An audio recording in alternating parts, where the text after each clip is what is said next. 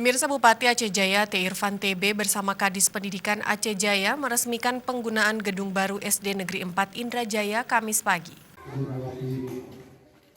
Bupati Aceh Jaya T. Irfan TB usai meresmikan SD Negeri 4 Indrajaya mengucapkan terima kasih kepada Abu Hasan selaku pimpinan Dayah Istiqamatuddin Miftahul Ulum yang telah bersedia menampung siswa-siswi serta menyediakan fasilitas untuk proses belajar mengajar yang sudah berlangsung selama 2 tahun lebih.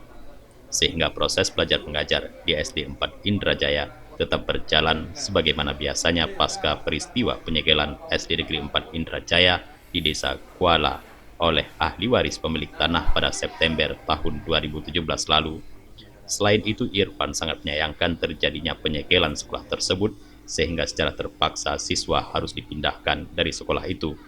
Untuk mengatasi masalah, pemerintah Kabupaten Aceh Jaya mengambil langkah cepat melalui Dinas Pendidikan dengan mengusulkan pembangunan gedung baru SD Negeri 4 Indrajaya ke Kementerian Pendidikan dan Kebudayaan Republik Indonesia karena belum adanya titik temu antara pemerintah Kabupaten Aceh Jaya dan pemilik tanah.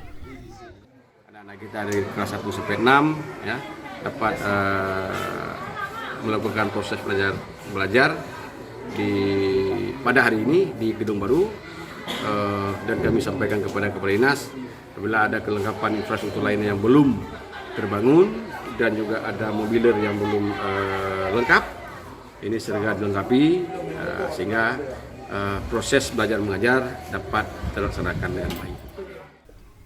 Sementara terkait dengan perselisihan status tanah bekas SD Negeri 4 Indrajaya telah dibayarkan Pemkab Aceh Besar pada tahun 2019, sehingga tanah beserta gedung tersebut kini telah sah menjadi aset pemerintah Kabupaten Aceh Jaya.